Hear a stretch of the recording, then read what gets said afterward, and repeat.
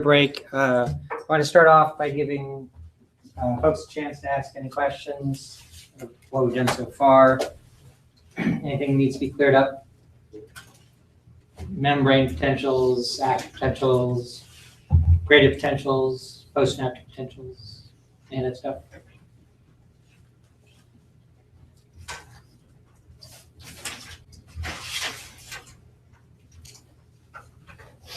It's all crystal clear? If you don't have any activity in your brain, like if someone's declared, death from the brain. Yeah. Does that means that the action potential is at -70, or does that has something to do with that? No, actually, to maintain that -70 charge, there has to be activity. The ATP is being hydrolyzed to drive the sodium potassium pump. When somebody's at brain death, there's no electrical activity being recorded. So no, we're not seeing any action potentials, but it actually doesn't mean that the cell's at rest. The cell's just not working anymore.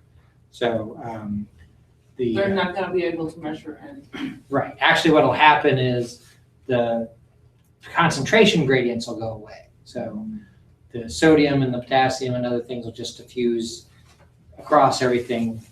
Well, there's some special cases, but yeah, essentially it's not that it's just sitting at rest, because at rest, then the neuron has the potential, so to speak, to fire off again. But when there's no activity whatsoever, everything's just completely shut down. Mm-hmm. Yeah. When you hear a stimulus, like you said, it'll cause a change in the graph, basically like a shift, and it could cause threshold or not.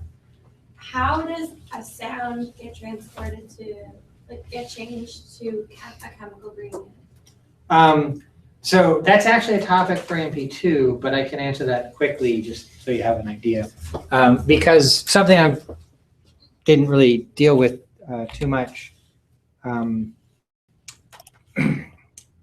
In the video we were watching, it sort of dealt with channels as much as I wanted to cover, but actually there are a few different types of channels.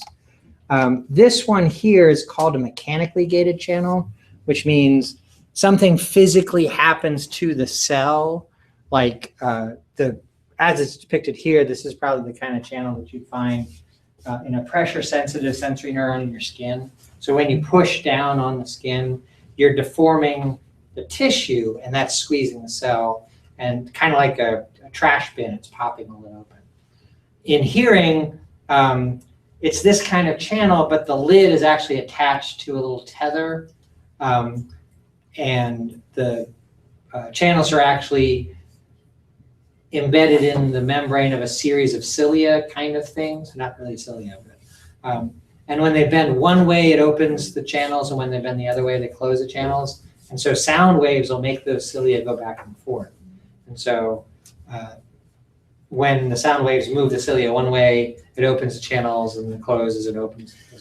So it's actually a mechanical movement based on sound waves. But we'll look at that in more depth in AMP2. So, if you can't wait that long, it's actually covered in the first part of the somatic nervous system chapter, along with the other senses. Other questions?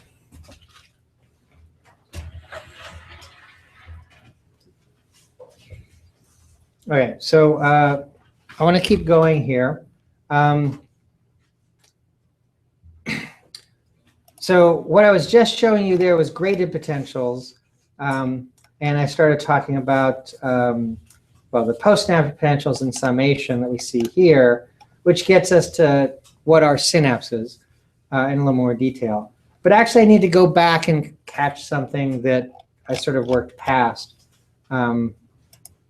which is in the action potential section, we are looking at the graph of the action potential. In the book, there's this version of the graph, and then it has that graph again, but now it has some labels. So in the figure caption down here, it's describing what's happening. I mean, I described all that. I just was using the unlabeled version of the graph there. Then it gets on to talking about what's called propagation of the action potential. And in the video I started off showing you at the beginning, it kind of demonstrates this. Okay,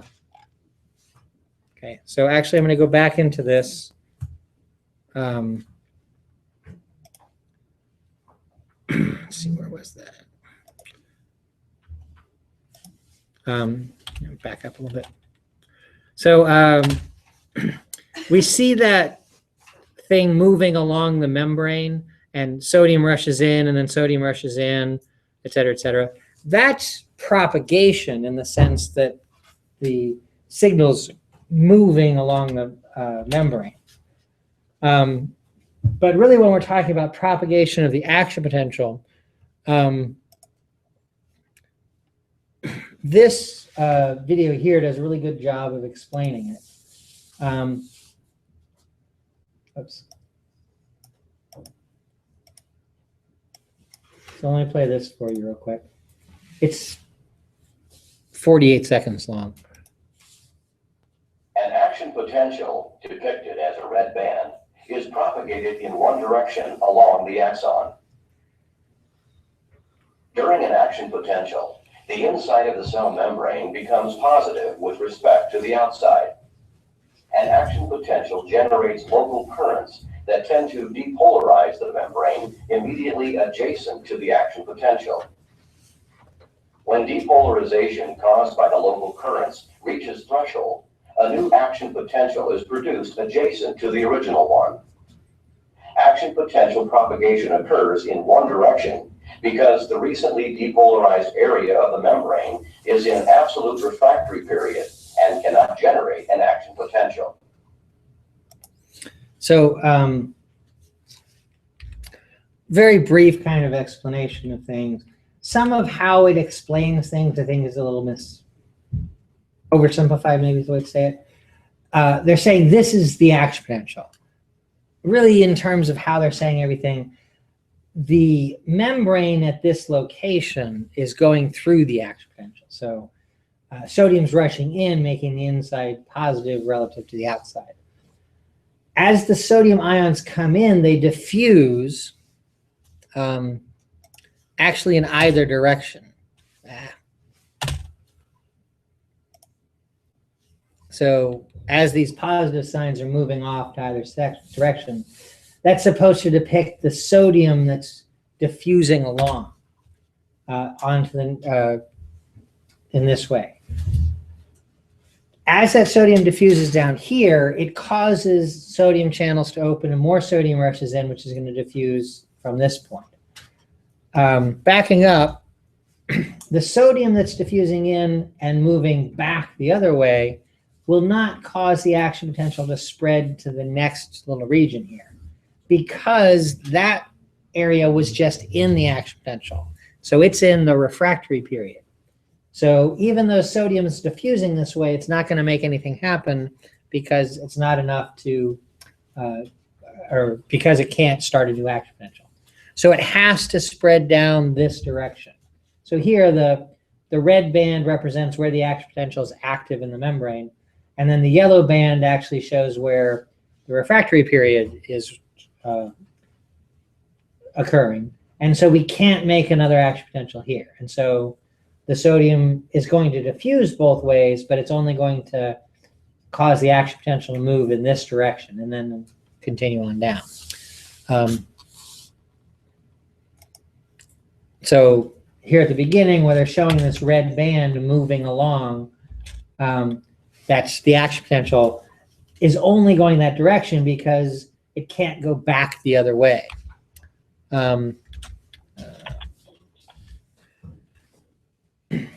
Sodium is rushing in here and diffusing both directions, but the adjacent region that the action potential is moved from is in its refractory period, so nothing new can happen there, and the action potential can only move this direction. Okay. Now, this is highly unusual, what I'm about to describe. It's very artificial, but if I were to take a wire electrode and put it against the axon here, and the axon's not doing anything. And I send a little jolt of electricity into the axon, causing that part of the axon to depolarize and initiate an action potential there.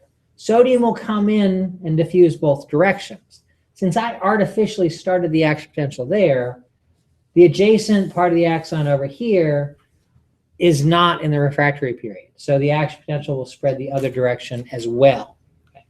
It's very artificial. That's done in the laboratory with an electrode wire, shocking the axon right there. But in real life situations, the action potential always starts down here. Okay. And so the first sodium enters in there and it spreads to this, and then more sodium enters in here, spreads this way. It can't spread back because this part's in refractory period. And then when it gets down here, it can't spread back because the adjacent part's in refractory period, so it can only go forward. So it's got to go that direction. When it doesn't go like that, it's because we're artificially doing something else. Okay. Now, this is showing propagation of an action potential along an unmyelinated axon. Myelin makes things a little bit different. If we added myelin into this situation, let's say there's myelin wrapped around the axon right here. So wherever there's myelin covering the membrane, ions can't move in and out. So we won't get an action potential in the membrane where it's covered with myelin. There are gaps in the myelin, those nodes of Ranvier, where ions can move across. When sodium comes in through the membrane of the node of Ranvier, it diffuses up and down the axon. It can't leak out where there's myelin, so it has to keep going down till there's no myelin, and then it'll come out. There's an action potential happening at this node, and then there's going to be an action potential happening at the next node. And actually, I think I have another video that shows this kind of. So this is, it's called saltatory conduction when it's jumping from node to node. That's just the name for it. But this video kind of explains it. It's about 3 minutes long. It's a little weird animation, some website that does this for you. Let me put the sound on. Process that occurs in neurons with myelinated axons. Actually, this is really boring to watch the whole thing, so I'm just going to jump to the part I want to show you. So first off, let me show you this. It's very similar to a picture I showed you last time, where the myelin is that thick, dark stain stuff when we're using that osmium stain. Okay, that's just showing you what that is.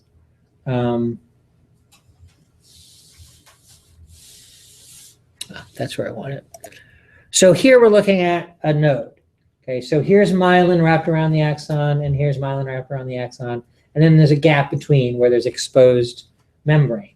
And in the membrane, we have sodium and potassium channels. I can't remember now which was which in this animation, but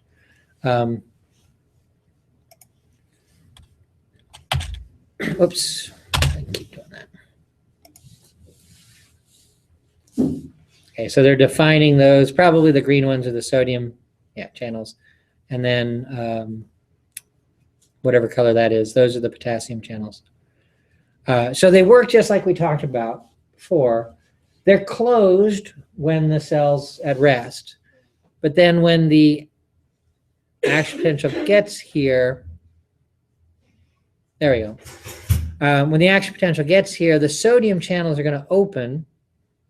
Okay, action potential gets here. Sodium channels are going to open. There we go. And sodium is going to rush in. Okay, that depolarizes the cell, and that sodium is going to then diffuse along the length of the axon. Okay, and then the potassium channels do their thing a little bit later on.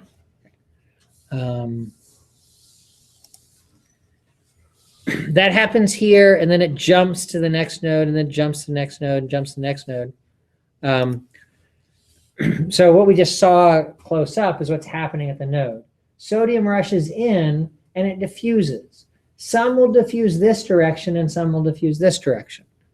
But what goes back this way can't cause an action potential here because this membrane's in the refractory period. It'll go forward and cause an action potential there. More sodium will come in and diffuse both directions. The sodium that comes in here and diffuses back this way has no effect because the membrane here is in the refractory period because it was just in the action potential. And it's not going to diffuse all the way back across 2 myelin lengths. And then, so it'll have to go this way. And in this picture, this is the end of the axon. So the action potential is going to get to the end here and cause synaptic activity. For this picture, compared to the video we were just looking at, when we're looking at the activity here, this band where the action potential is occurring is like what's happening in a node. And then when the band moves over here, that would be like going from one node to the next node. So if this picture is actually an unmyelinated axon, we could just take this animation, cut it in between these 2 little pieces, and put a big piece of myelin in the way. And the positive charge that's spreading over here spreads all the way within the myelin until it gets to the next node. Okay. So unmyelinated axons, the conduction is just going from adjacent membrane to adjacent membrane to adjacent membrane. Just slowly goes along the length of the axon. With myelin, the action potential is at one spot and then it jumps to the next spot, and then it jumps to the next spot. So it moves much faster. The speed of propagation, how long it takes the axon to get, or how quickly that moves along the length of the axon, depends on myelination. Unmyelinated axons propagate at about 2 meters per second. Myelinated axons can propagate action potentials much faster, maybe 50 meters per second or something like that. Much, much faster. So it speeds things up. We don't always have myelinated axons because it takes a little bit of energy to grow glial cells to myelinate the axons. So axons that don't need to have fast propagation times are going to not be myelinated. There's basically 2 reasons for that. 1, short axons, speed doesn't really matter. 2, some axons are carrying information that speed's not important for. Okay. Primarily, that's pain fibers. Pain fibers tend to be unmyelinated. Getting information that you've hurt yourself all the way up to your brain is not that important. Okay? And when I say not that important, we're talking about milliseconds worth of time, or hundreds of milliseconds worth of time. So if you stub your toe, your brain doesn't know about it for 400 or 500 milliseconds. You don't need to know that you stubbed your toe in half a second. Once it gets there, you're going to then start cursing whoever put that thing in your path, and et cetera, et cetera. But you don't need to know about it instantaneously. Okay, pain isn't that important of information that speed's necessary. Where the speed is necessary, like when you touch a hot stove, the distance is shorter, okay? And it gets the information into the spinal cord fast enough so that you can withdraw your hand and not burn stuff. But actually consciously getting it all the way up to your brain, which can take a pretty significant fraction of a second, doesn't matter that it's that slow. Other information needs to travel faster. So other sensory things, usually traveling along myelinated axons, as well as the signals going out to skeletal muscles to make them move. But where speed's not important, myelin isn't found, which saves us the energy of growing the glial cells. It's mostly about, so short a distance that time doesn't matter, or the information isn't time sensitive. Those 2 things are associated with unmyelinated axons. And reflexes, are those controlled by that kind of action as well? Like, you're about to fall down and then you put your hands to prevent you from hitting your face or something. Again, it depends on exactly what the information is. So if you're talking about that, so losing your balance, the what we call proprioceptive sensors, which are sensors for body position and movement. Those are myelinated. So if you start to fall over, you'll know that immediately a lot quicker because that information comes in. If you touch a hot stove, the pain fibers associated with that are unmyelinated, but temperature fibers might be myelinated. Depends on them. But again, it will get the information into the spinal cord fast enough for you to reflexively respond to that. But actually getting it all the way to the brain, which is farther distance, that'll be, relatively speaking, slower, but not important. Other questions? Okay, so that's about propagation. As far as the way that I've laid out the book, I kind of jumped over that to go on to the graded potentials, which is just at the end of that section there. So back to this last part here, after the graded potentials, the next thing to deal with is synapses. Now, we've actually already kind of talked about synapses. We met a synapse when we were talking about the muscle system. The neuromuscular junction is a synapse.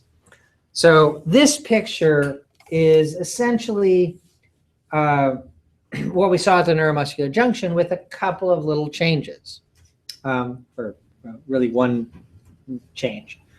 The target is a neuron. Okay? In the muscle tissue chapter, when we're looking at the neuromuscular junction, the target is a muscle cell. Okay? But otherwise, these are kind of exactly the same idea.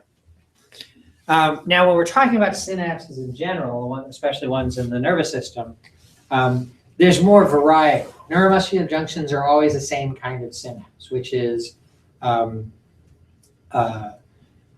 synapses where the neurotransmitter chemical is acetylcholine. Okay. But in the nervous system, there are other neurotransmitter chemicals that have effects. And we call those different groupings of, or not exactly, but we talk about what are called neurotransmitter systems. Okay. To call something a system, we usually use a word, whoops, and let me enlarge this a little bit so we can see it better.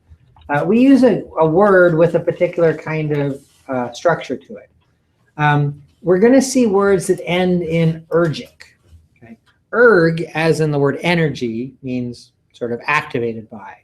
And then the rest of the word is referring to the neurotransmitter or whatever types of chemicals that activate the system. So the first one I'm going to talk about is called the cholinergic system because these are where we have synapses activated by the neurotransmitter acetylcholine. Okay. So the choline in acetylcholine is part of this word. Okay. From a chemical point of view, a chemist, biochemist, the choline is the more important part of the molecule. That's why it's in this word, but it is acetylcholine. Now, what I've done here, whoops, wrong direction. After talking about these groupings a little bit, I have a table down here that highlights different types of neurotransmitter systems. In retrospect, I kind of wish I hadn't put system here because when we say system, we really mean something like cholinergic. And this first column is describing the cholinergic system. But then the other columns are actually describing groups of neurotransmitters, which contain multiple systems.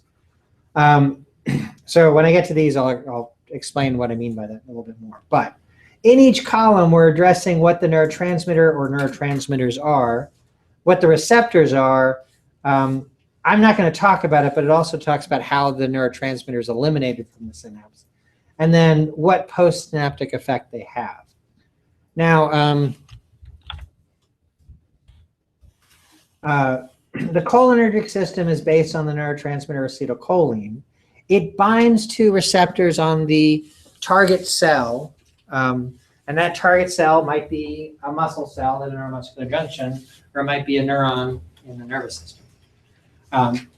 Target cells always have receptors on them. We call something the target of a neurotransmitter because it has the receptor. Without the receptor, nothing's going to happen. You can't just take a neuron and pour acetylcholine on it and have something happen.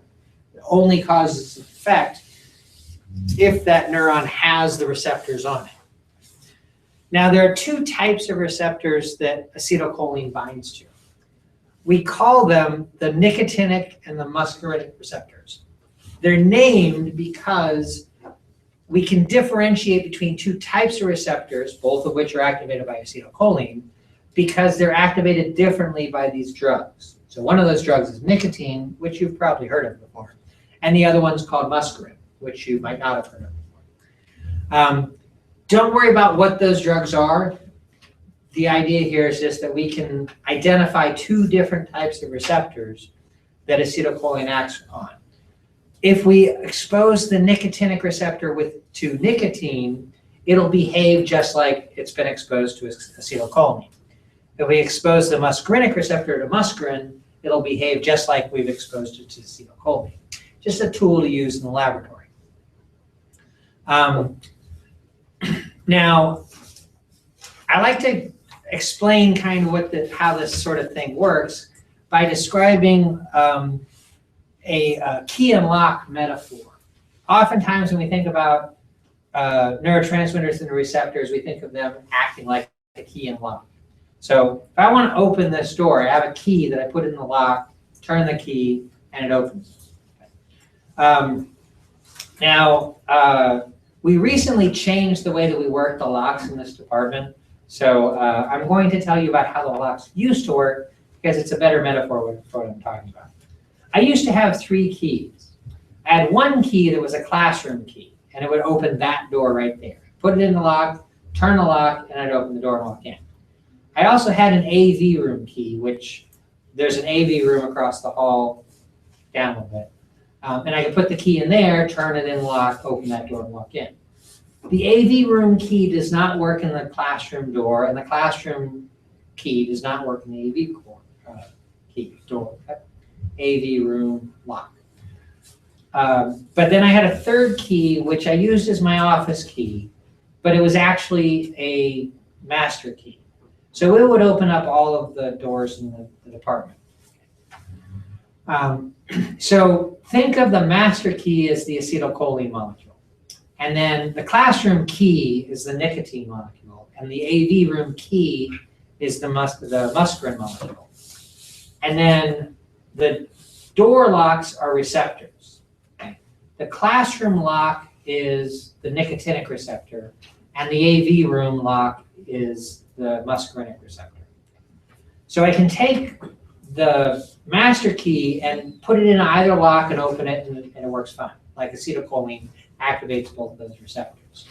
I take the classroom key and I put it in this lock and I turn it and open up. I put it in the AV room lock, it won't turn, because it's specific for that lock.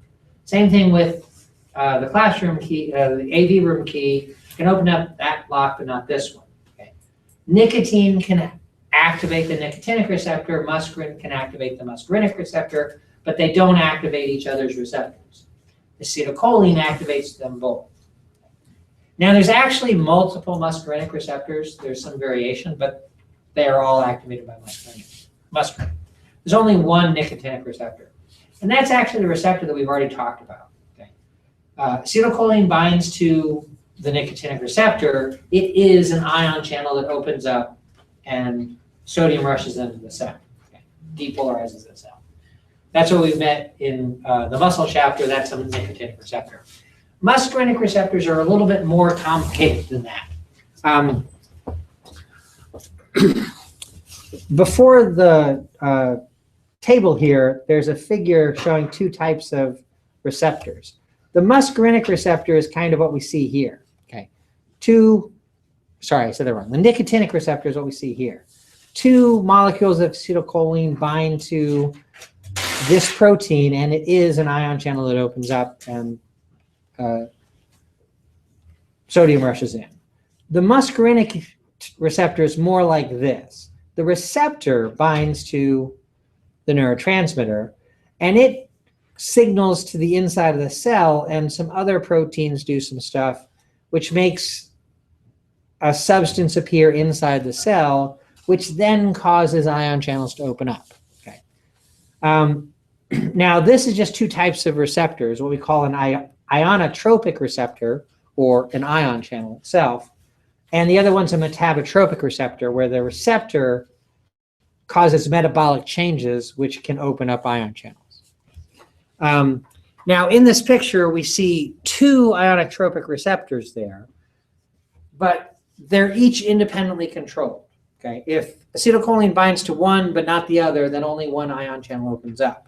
In the bottom one, we see only one ion channel, but if there were other ion channels there, they would all open up together.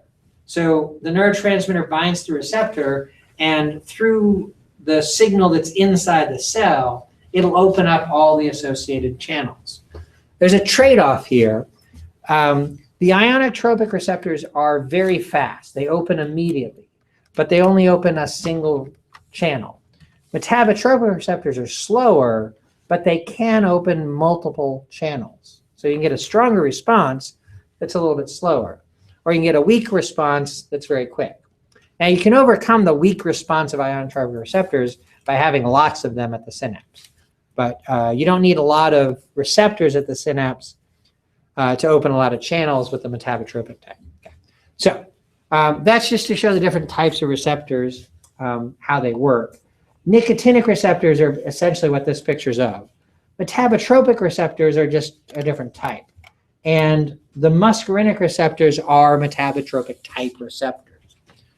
There's actually different types of muscarinic receptors. I think there's 3 different types. 2 of them cause depolarization, and 1 of them causes hyperpolarization. So 2 of them are excitatory, 1 of them is inhibitory. The nicotinic receptor is always excitatory because it causes sodium to rush into the cell.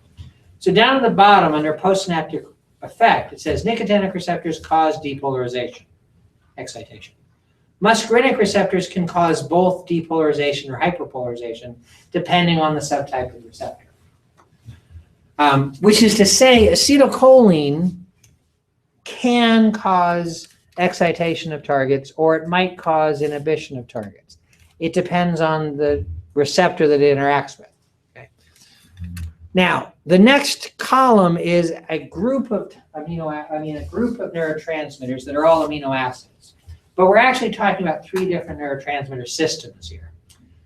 The first one is based on glutamate, so we call that the glutamatergic system. The next one is based on glycine, and that's the glycinergic system. And the third one's based on an amino acid called GABA, which is an abbreviation for a longer name. And kind of awkwardly, we call that the GABAergic system. Glutamate binds to glutamate receptors. There are a bunch of them, 6 or so. Glycine binds to glycine receptors.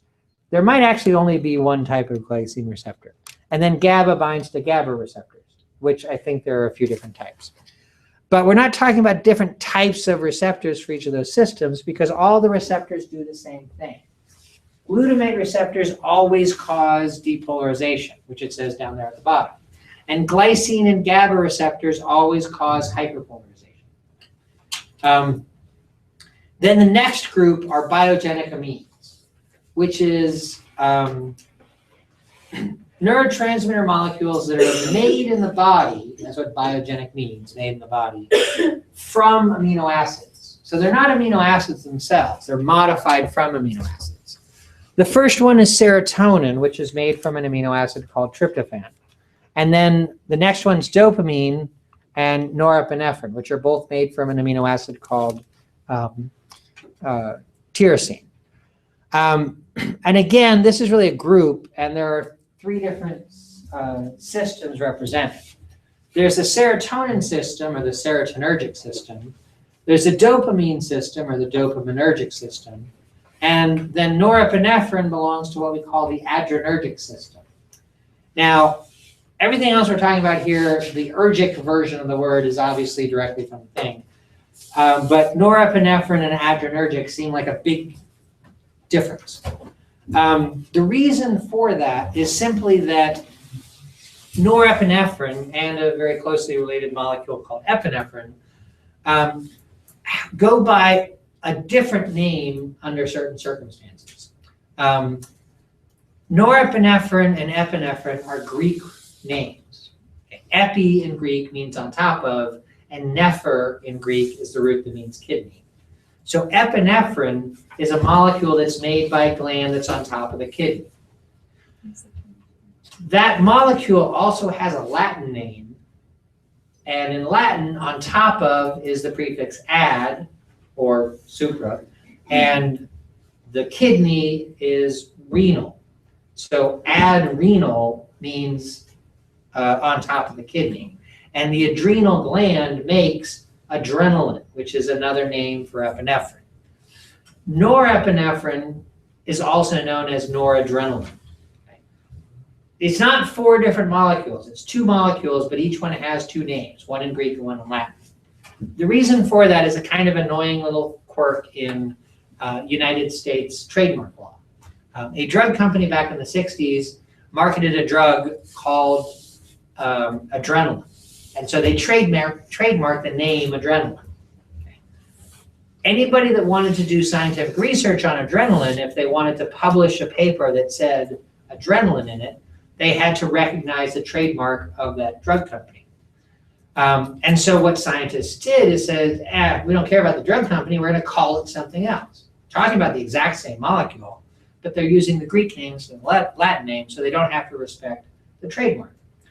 Which is good, because if the drug company owned the word adrenaline, you had to check with the drug company before you published anything about adrenaline, they might say, we don't want you to publish that paper because it doesn't give us good data to help us sell a drug. So scientists would be sort of tied, their hands would be tied to publish what they want to. So by using epinephrine instead of adrenaline, they get around that trademark law. Question? About epinephrine, because I was told that if you give an individual who like coded too many rounds of epinephrine, they are essentially like brain dead, or is that correct? Or their brain functions? I'm not positive what it does directly to the brain. Epinephrine, and if you're giving it to somebody who's coded, you're giving it to them to stimulate heart activity.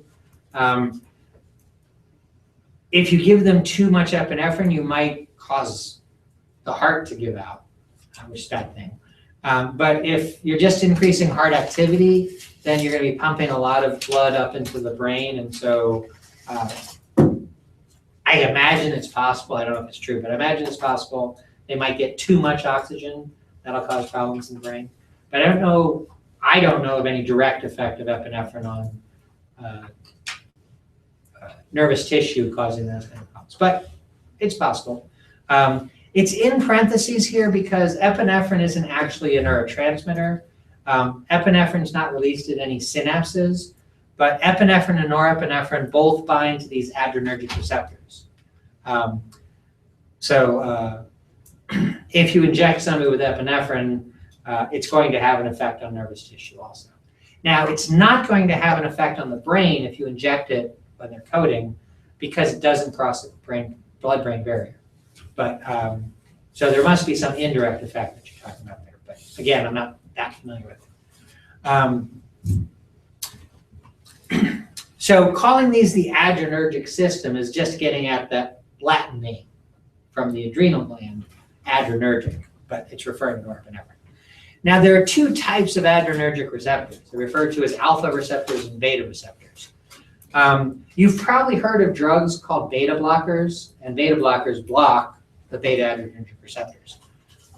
We're going to actually talk about that in AP2 where those things are relevant, but I want to introduce these neurotransmitters here.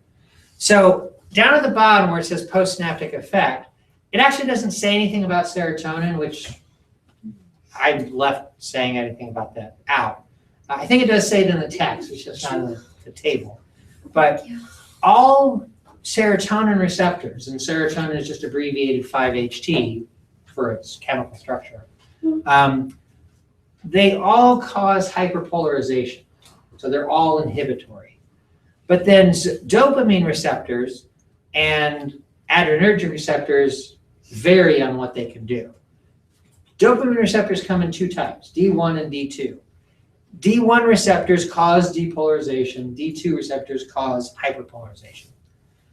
There's actually 5 types of dopamine receptors, but they're either D1 type or D2 type. So it can do either. And then the adrenergic receptors, which isn't mentioned in the thing there at the bottom, vary in what they can do. There's like 3 alpha receptors and 2 beta receptors or something like that. I don't remember. But some of them cause depolarization, some of them cause hyperpolarization. So just looking across all of these neurotransmitters here, acetylcholine, dopamine, and norepinephrine can cause either excitation or inhibition because their receptors cause either depolarization or hyperpolarization. Glutamate always causes depolarization, so it's always excitatory. Glycine, GABA, and serotonin always cause hyperpolarization, so those are inhibitory, or always cause inhibitions because they hyperpolarize. So we can, for a few of these, say that they always do something because their receptors all work essentially the same way.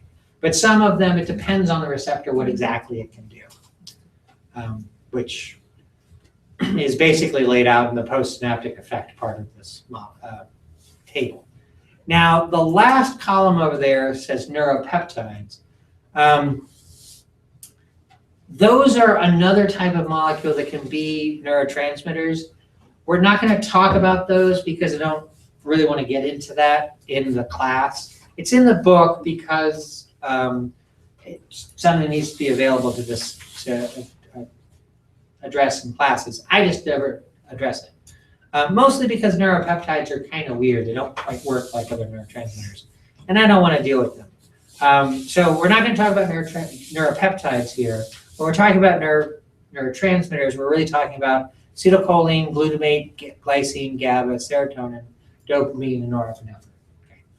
Okay.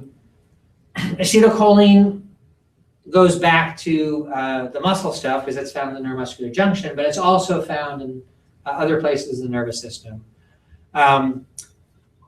Glutamate, glycine, and GABA are found in a lot of places, especially in the central nervous system. Serotonin is found in the central nervous system and out in the periphery. Out in the periphery, it acts more like a hormone than a neurotransmitter. And then dopamine and norepinephrine, central neurotransmitters. Epinephrine is in parentheses because it's not really a neurotransmitter. It's really only ever a hormone.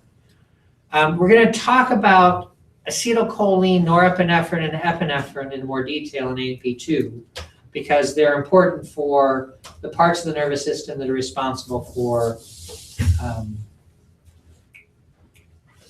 autonomic function. So those are going to come back up. Other than introducing these other ones here, glutamate, glycine, GABA, serotonin, we're not going to deal with those too much elsewhere. Just they're the major neurotransmitters that play a role in mostly the brain. So, yeah. So those are the neurotransmitters that are active at synapses. And that's the end of that part of the chapter. And in fact, that's the end of the chapter. Whoops, too far. So that wrapped up the communication between neurons section there. And then the next chapter, Anatomy of the Nervous System, is what we're going to be doing next week on Wednesday. And some of the functional stuff that I'll talk about in regards to that chapter is actually covered in the next chapter. This is the somatic nervous system. So the nervous system part 1, 2, 3, and 4 assignments are mostly about the next chapter, but also a little bit into the somatic thing. And then on Thursday of next week, we're going to be dealing with the chapter that's called the neurological exam.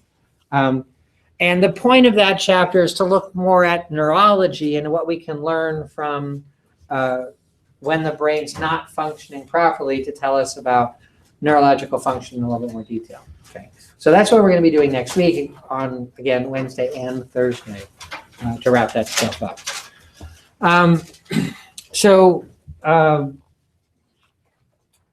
This is the third class that I've done this. What are we doing here? excitable membrane stuff in. So I've kind of pared it down, and I got down to just hitting the major parts. That video that I started off with, that really kind of helps to organize what I wanted to cover a bit more. So I'm actually done with what I want to do today. So we'll call it a day. And I am correct that we're like a half hour early, right?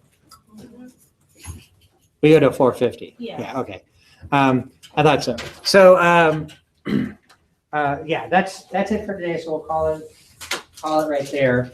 And then remember, next week you have class on Wednesday and Thursday. If you have a problem with the Thursday class, I will be recording it. You can listen to it online. What time is the Thursday class? Same time. So Thursday follows a Wednesday schedule.